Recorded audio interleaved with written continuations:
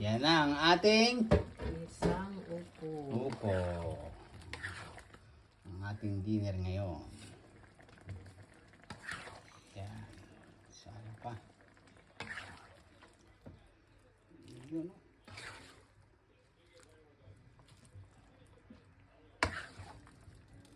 Okay yung sabaw. Ikaw sa'yo?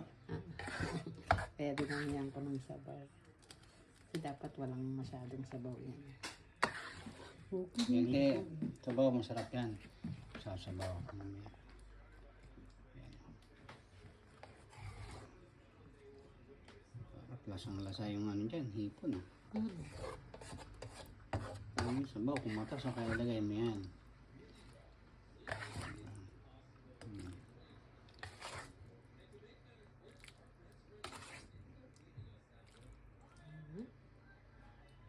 Lasang malasa, okay. Ihain na yan.